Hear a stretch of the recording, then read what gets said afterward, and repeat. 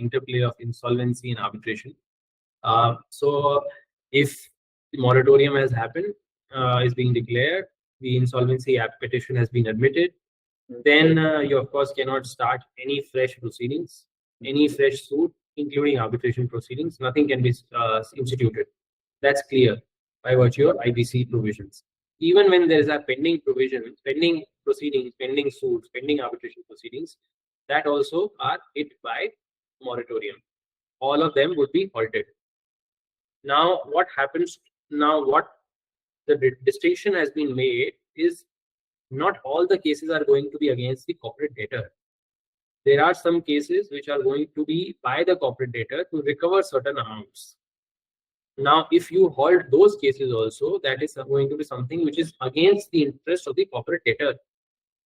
See, moratorium's concept is that whatever is filed against the corporate debtor, that is something which you will have to halt, and new proceedings you will not allow them to be instituted. You are looking after this is from the standpoint of the corporate debtor. You are trying to look after the interest of the corporate debtor. Now you have to look after the another situation where the corporate debtor itself has to receive the money. If it is also halted by virtue of these moratorium provisions under the IBC, then this is something which will be going against the interest of the corporate debtor. So what the courts have held is where the corporate debtor has to recover money, in that situation, it should be allowed to institute suits. It should be allowed to pursue the pending proceedings which are pending, and those proceedings or even arbitration proceedings for that matter should be allowed to be instituted, or the pending proceedings should be allowed to be run. Why? Because this is going to be in the interest of the corporate debtor. Corporate debtor is going to receive money out of these proceedings. There is a likelihood that there can be an order in favor of the corporate debtor, and that they can receive those receivables once the award or the decree comes in the favor of corporate debtor. Now, this is an easier example. The difficult example comes in where there are claims and counterclaims. Claims by corporate debtor and counterclaims against the corporate debtor. So in this proceeding, we are not sure what will be decided.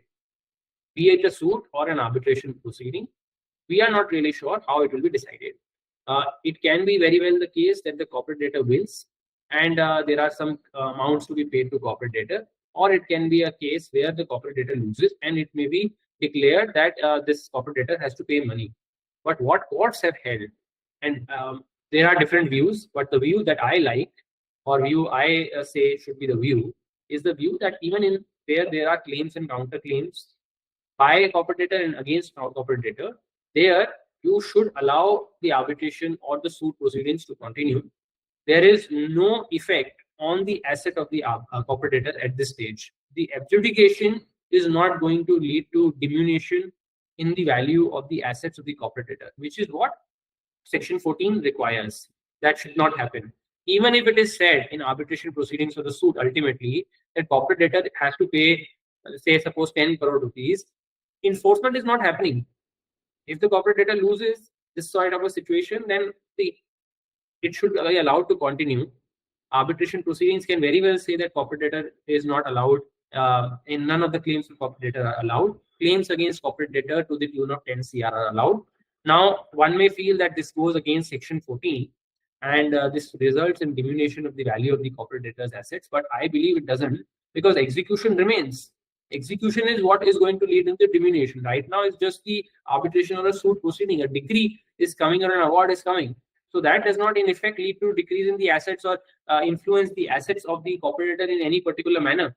What should be hit is that any execution action after this arbitration proceeding or suit should not be allowed to be instituted. That is something which can come under the Section 14 scope. So there are three aspects to this.